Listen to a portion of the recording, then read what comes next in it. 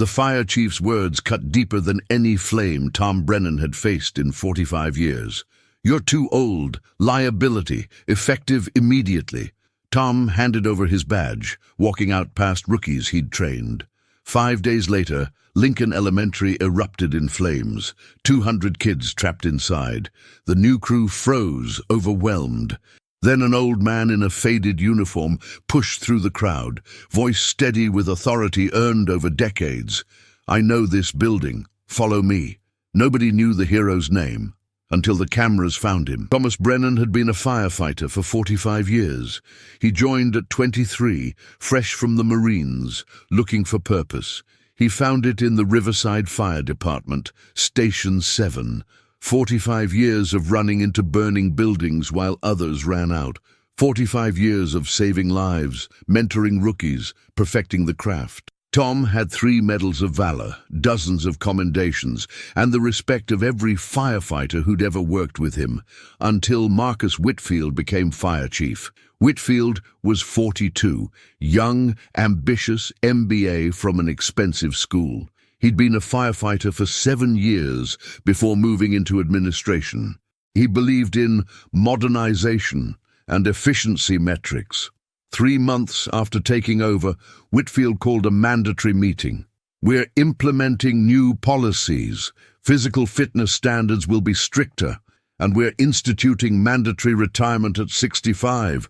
Anyone older is grandfathered out within 90 days. Tom's stomach dropped. He was 68. So were 3 other veterans. After the meeting, Tom approached Whitfield. "Chief, I still pass all physicals. My performance reviews are excellent. Why force retirement?" Whitfield didn't look up from his tablet. "It's not personal, Brennan. It's liability. Older firefighters cost more in insurance. They're slower. Higher injury risk. We need younger, faster crews. I've got more experience than your entire rookie class combined. Experience doesn't matter when your back gives out carrying someone down a ladder. You're done. 90 days. Tom felt rage and humiliation burning. "I've given 45 years, and we appreciate it, but times change. Adapt or retire, your choice." It wasn't a choice. Whitfield made that clear. 60 days later, Whitfield called Tom to his office. "Brennan, we're accelerating your timeline. There was an incident. You took too long responding to a call last week. I passed the physical agility test 2 months ago. On paper, but in the field, you're slow. I'm terminating you effective immediately. Turn in your gear." Tom's voice shook. "You're doing this in front of everyone?" Transparency is important. In the station common room, rookies Tom had trained watched as he handed over his badge, jacket, helmet. His locker was cleared, 45 years reduced to a cardboard box. One rookie, Danny Martinez, who Tom had mentored for 2 years, approached. "Chief, this is wrong. Tom's the best we have." "That's not your call, Martinez. Get back to work." Danny's eyes met Tom's. Apology, shame, helplessness. Tom walked out, didn't look back, couldn't. At home, a small house he'd shared with his wife Margaret until she died 3 years ago, Tom set the box down, stared at it. 45 years, gone. His kids lived out of state, busy with their own lives. They called occasionally. But Tom's real family had been the station, his brothers, and now he was exiled.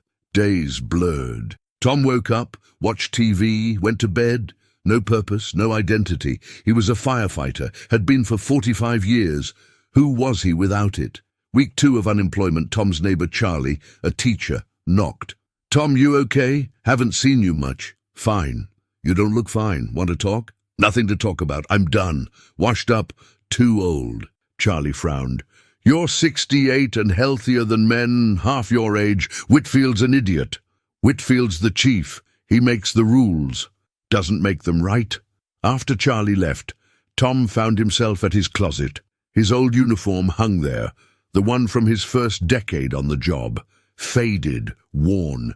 He'd kept it for sentimental reasons. He touched the fabric, remembered his first fire, terror and adrenaline. Then training kicked in. He saved a family of 4 that night. The father hugged him, crying, "You're a hero." Tom didn't feel like a hero now, just old, discarded. 5 days after his forced retirement, Tom was making coffee when he heard it. The alarm from Station 7, 2 miles away but audible. The distinct pattern, structure fire, multiple alarms. Tom's body reacted before his mind. Training from 45 years. He turned on the radio scanner he still kept. Multiple alarms, Lincoln Elementary School, 1247 Oak Street. Fire in the East Wing, spreading fast.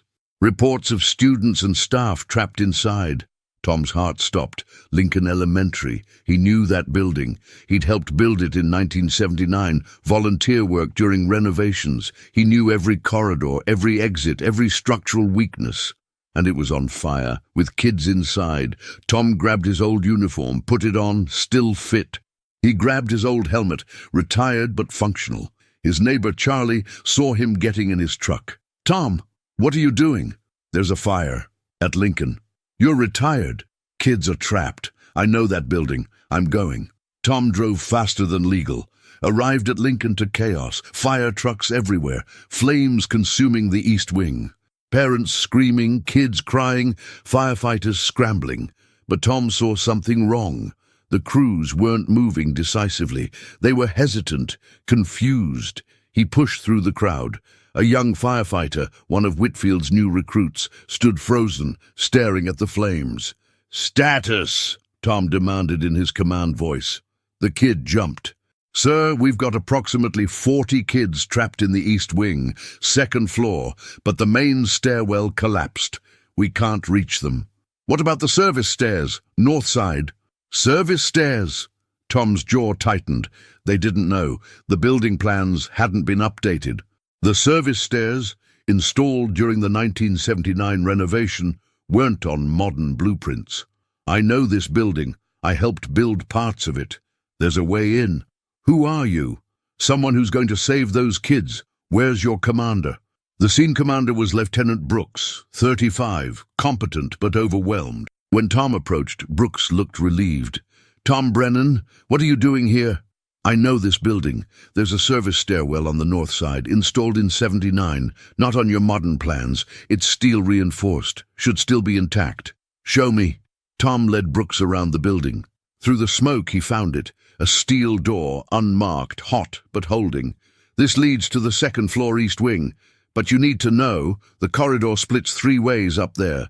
Left goes to classrooms 1 through 4. Straight ahead is the library where most kids probably sheltered.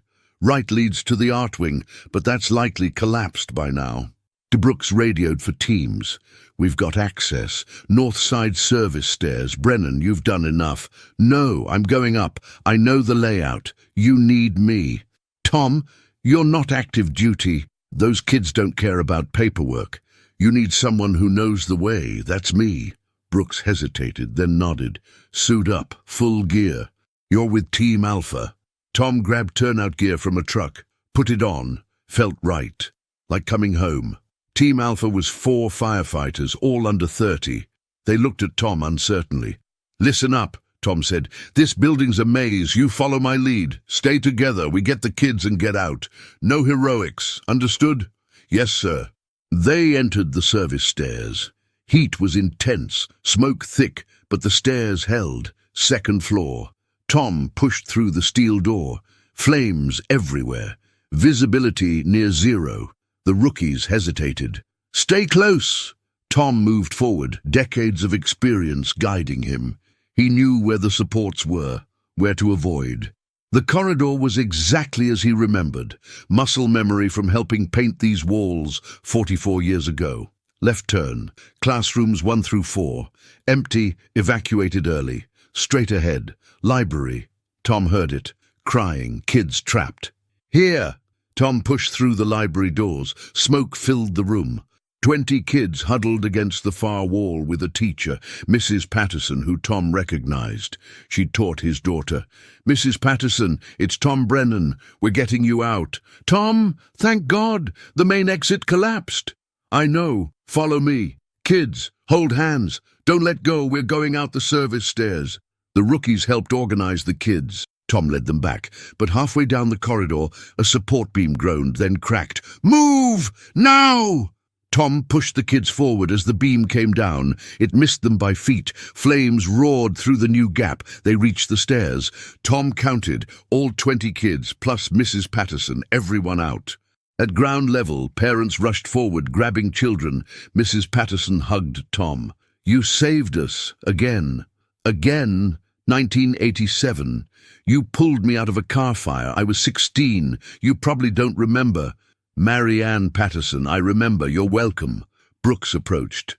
"Tom, there's more. We've got reports of kids in the art wing. But it's fully engulfed. My crews can't reach it." "I can. I know a back way, through the maintenance crawl space." "That's suicide. The whole wing's coming down." "Then we need to hurry." Before Brooks could argue, Tom was moving. 2 rookies, Danny Martinez and Sarah Kim, followed. "You don't have to," Tom started.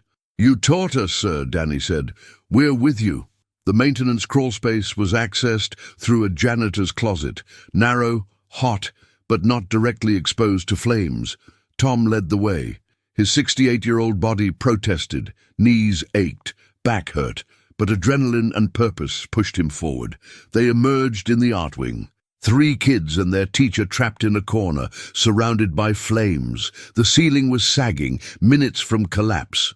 "Form a water shield," Tom commanded. Danny and Sarah aimed hoses, creating a path through the flames. Tom ran through, grabbed 2 kids. Danny grabbed the 3rd. Sarah helped the teacher. They ran back through the crawl space. Tom's lungs burned, smoke inhalation. But he didn't stop. Couldn't. They burst out of the janitor's closet as the art wing collapsed behind them.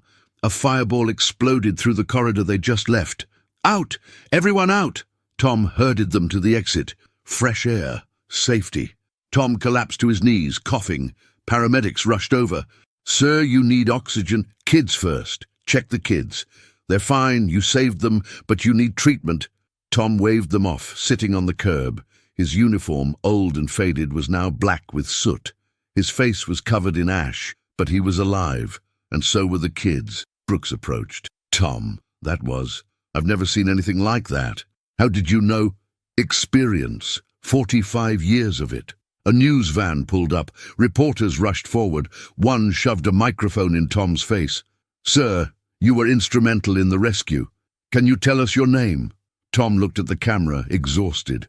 "Thomas Brennan, retired firefighter, Station 7. The reporter's eyes widened. "Thomas Brennan. The Thomas Brennan, the founder of Riverside Fire's Special Rescue Unit." "I didn't found it, just helped build it." "Sir, you're a legend. 3 medals of valor, over 300 lives saved in your career. Why are you retired?" Tom's voice was flat. "I was fired. Chief said I was too old. Liability." "But you just saved." "How many today?" Brooks answered. "At least 43 confirmed. Maybe more." The reporter turned to the camera. "This is Thomas Brennan, 68 years old, fired 5 days ago for being too old. He just saved 43 people from a burning school. Back to you in the studio." Within hours, Tom's story went viral. News outlets nationwide covered it. Fired firefighter saves 43 in school blaze. Social media exploded with support. The mayor called an emergency press conference. Today, a tragedy was averted by the bravery of our firefighters, particularly Thomas Brennan. Mr. Brennan's actions exemplify heroism and dedication. We owe him our gratitude. Reporters asked about his firing. The mayor looked uncomfortable. "That's a personnel matter we're reviewing." Chief Whitfield was conspicuously absent from the press conference. He'd been at the fire scene but left before media arrived. Now he was in his office, door locked, phone ringing non-stop. Tom went home, showered, stared at himself in the mirror, soot still in his hair. Burns on his arms, exhausted but alive and purposeful. His phone rang, his daughter Emily. "Dad, I saw the news. Are you okay?" "I'm fine, honey.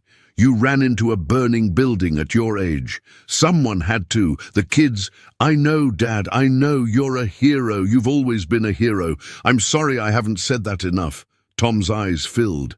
"Thanks, sweetheart." His son called next. Then old colleagues, then reporters. Tom turned off his phone. The next morning there was a knock.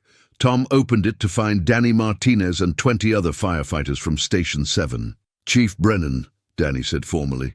We came to apologize. What happened to you was wrong. We should have fought harder. You couldn't. Whitfield had the power. He doesn't anymore. The city council called emergency session last night. Whitfield's been placed on administrative leave pending investigation. They're looking into his hiring and firing practices. Turns out he forced out 12 veterans over age complaints, all highly decorated, all still fit for duty. Tom blinked. They're investigating. More than that, they want you back, acting chief, until they find Whitfield's replacement. I don't want to be chief, then just come back as yourself. We need you. We've always needed you. Tom looked at these young firefighters, saw hope, respect, family. Okay, but I'm not doing paperwork.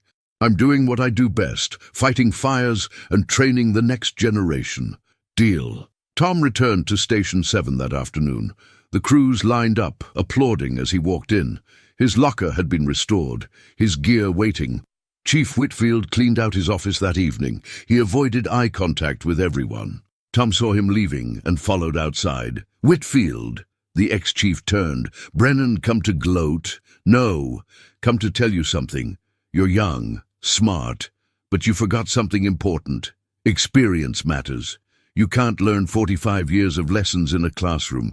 It comes from doing, from failing, from getting back up.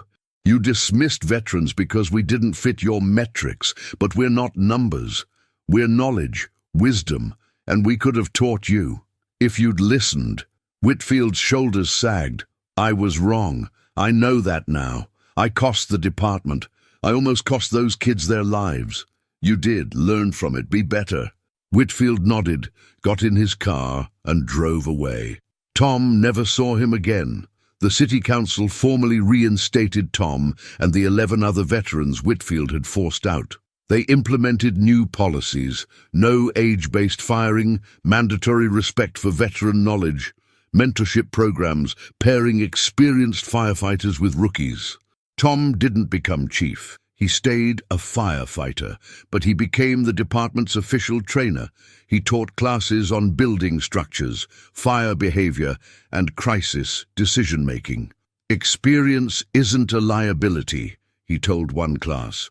It's your greatest asset. When the fire's roaring and visibility's zero, experience guides you. It tells you where the weak points are, where people hide, how buildings collapse. You can't learn that from a manual. You learn it from doing, from surviving. 6 months after the Lincoln fire, Tom stood at a ceremony. The mayor presented him with his 4th Medal of Valor.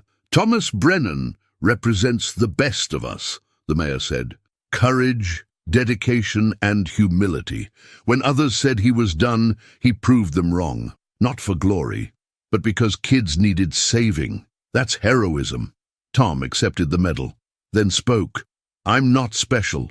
I'm just a firefighter who did his job. But I want to say something to anyone watching. Don't let age define you. Don't let others tell you you're done when you know you're not. Experience, courage, and heart don't expire. They grow stronger with time. I'm 68, and I'll keep running into burning buildings until my body truly can't. Because that's who I am. That's who we all are. Firefighters don't retire from calling. We retire from paperwork. The audience laughed and applauded. Tom worked 5 more years, finally retired at 73. His choice this time. He'd trained another generation, saved dozens more lives, and proved that age is just a number when you've got purpose. At his retirement party, Danny Martinez, now a lieutenant, gave a speech. Chief Brennan taught me everything I know, not just about firefighting, about character. He showed me that experience matters, that wisdom comes from time, that the old guys aren't liabilities, they're lifelines. Thank you, Chief, for everything. Tom looked around at faces. Young firefighters he'd trained, old colleagues he'd served beside, kids he'd saved, now grown adults thanking him. This was legacy, not medals or headline, but lives changed.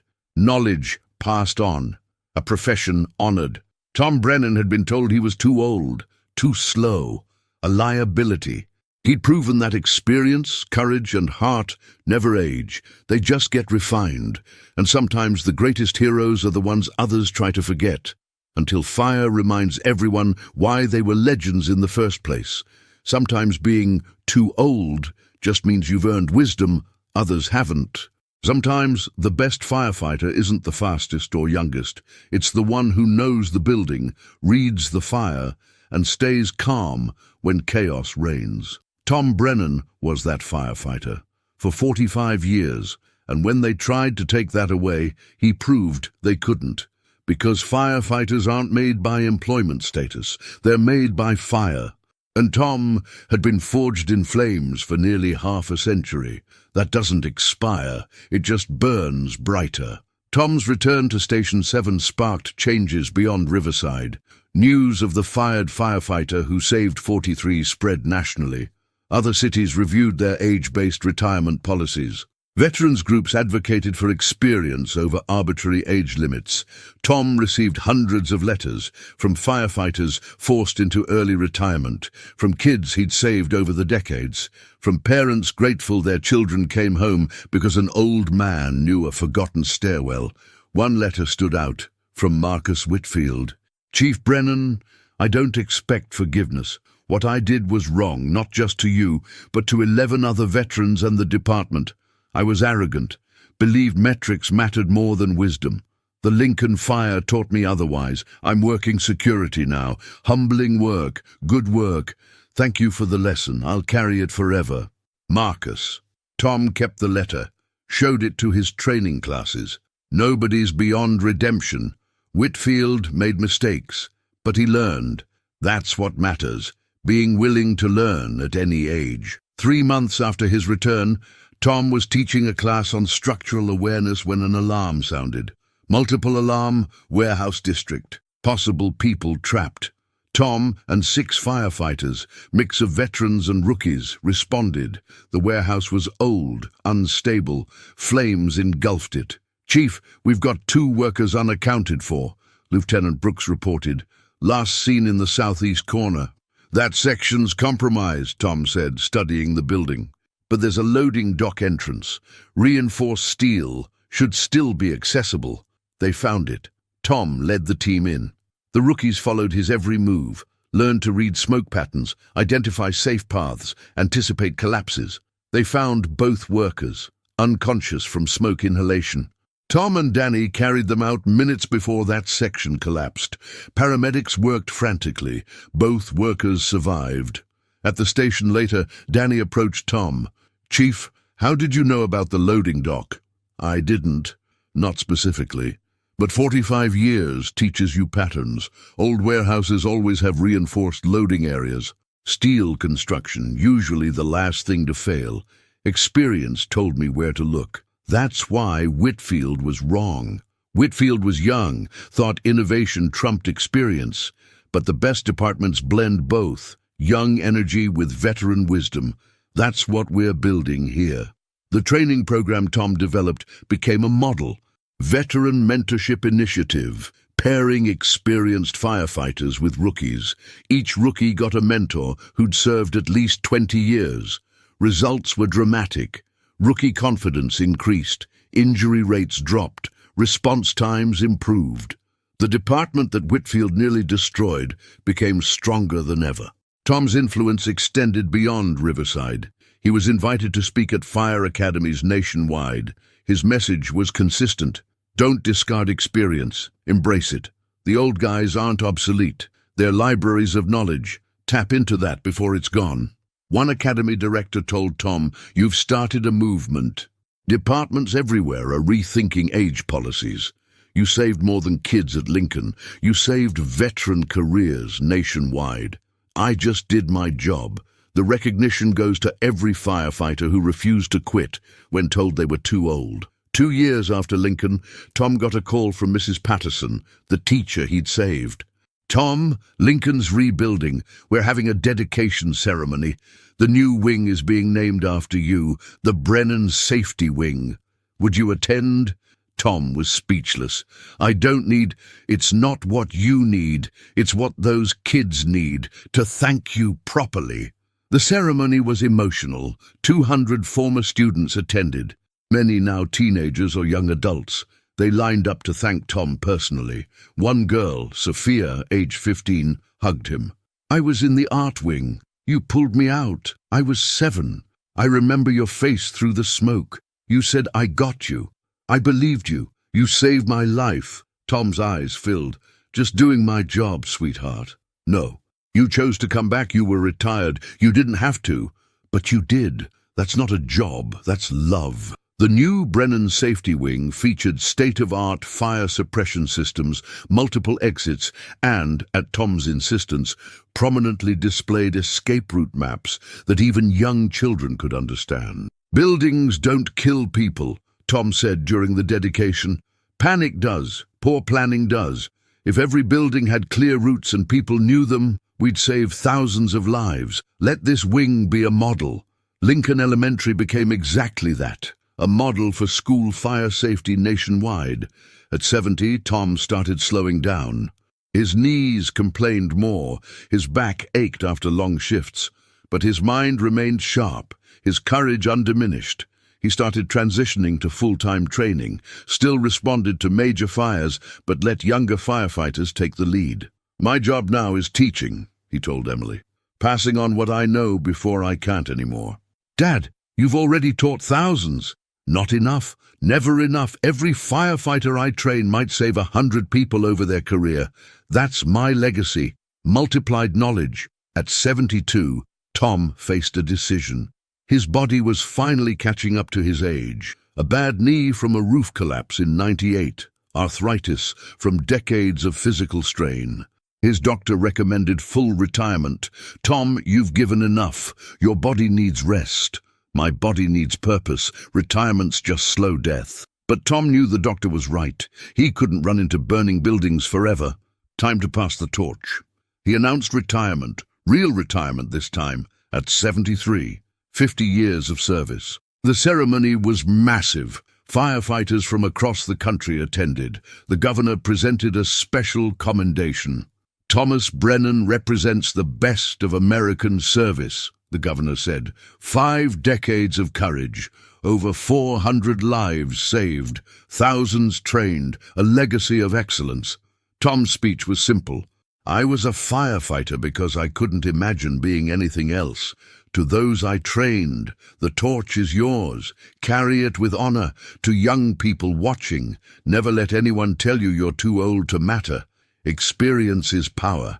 Use it. And to Marcus Whitfield, wherever you are, I forgive you. You made a mistake. You learned. That's what life's about."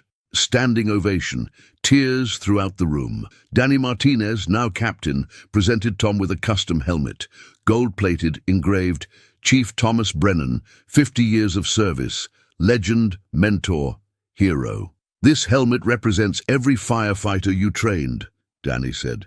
"Every life you saved, every lesson you taught. You'll never wear it into a fire, but you'll always be our chief." Tom held the helmet, overwhelmed. "Thank you, all of you. This career, this family, gave me everything. I'm proud to have served beside you." Retirement was strange. Tom struggled at first. No alarms, no purpose, just quiet. But Emily had an idea. "Dad, write a book about your career, the lessons. Future firefighters need your wisdom documented." Tom started writing. Forged in Flames, 50 years of fighting fires and fighting age discrimination. It took 2 years, stories of rescues, lessons learned, the importance of experience, his firing and vindication. The book became required reading at fire academies. Tom's story, especially the Lincoln Rescue, became case studies in crisis management and the value of institutional knowledge.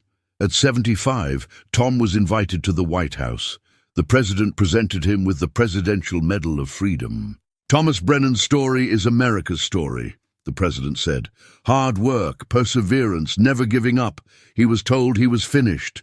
He proved he was just beginning his most important chapter, showing the nation that experience matters, that age is not a barrier to heroism, and that the measure of a life is not how long you live, but how many lives you touch."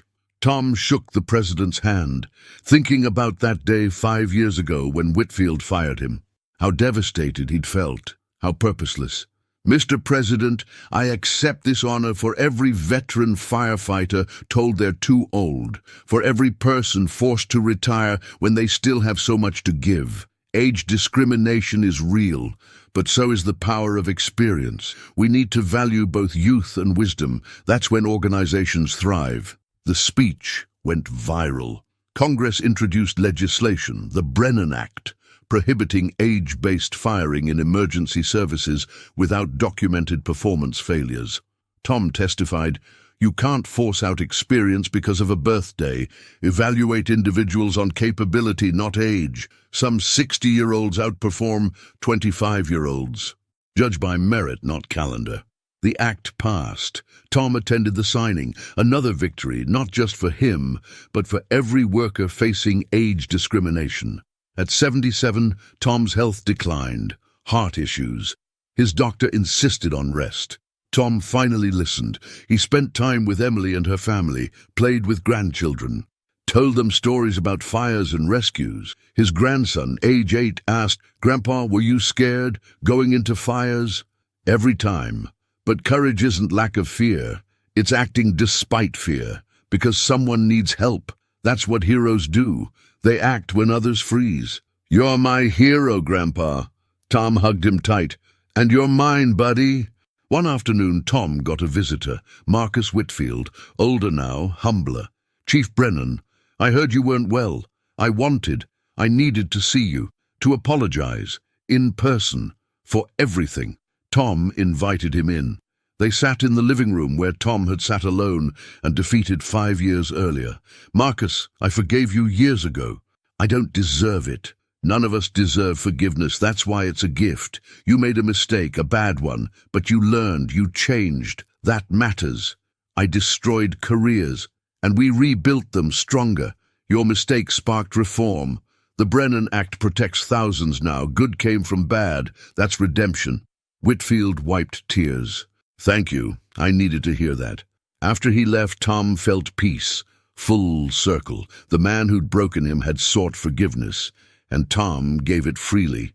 At 79, Tom's heart finally gave out. He died peacefully at home, Emily holding his hand. "Dad, I love you. You were the best man I've ever known." Tom smiled.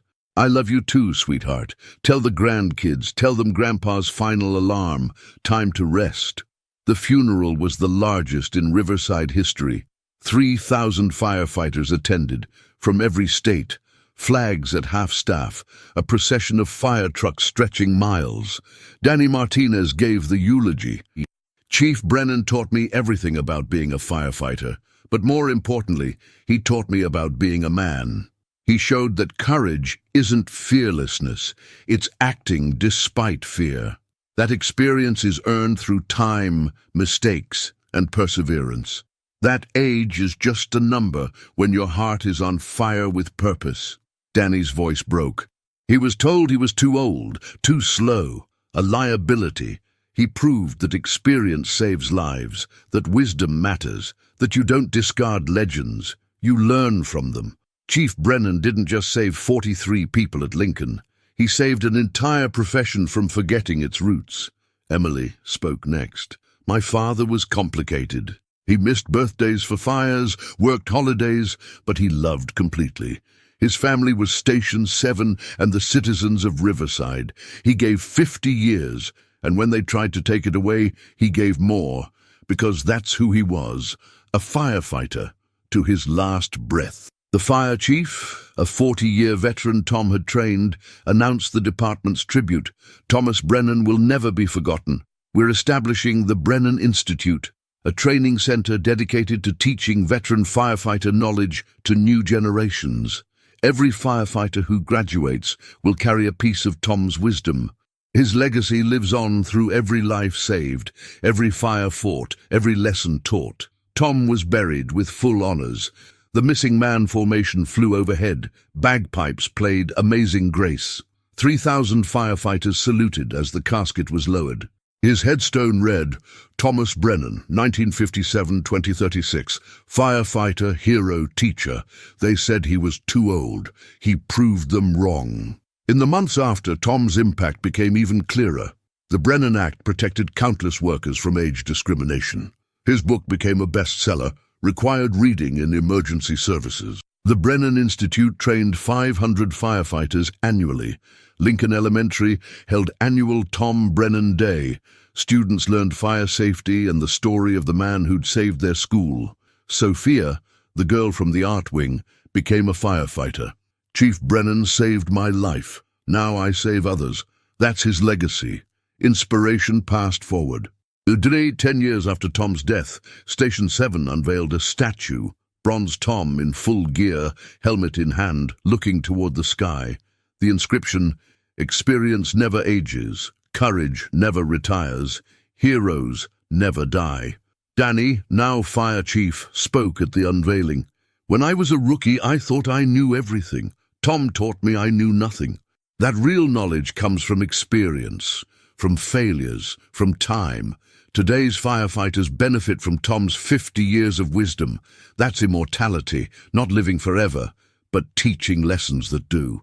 20 years later, a documentary was made, Too Old to Serve, the Tom Brennan story. It featured interviews with those he'd saved, those he'd trained, and Marcus Whitfield. Whitfield, now 70, spoke honestly. "I almost destroyed a great man because I was arrogant. I thought youth and technology mattered more than experience.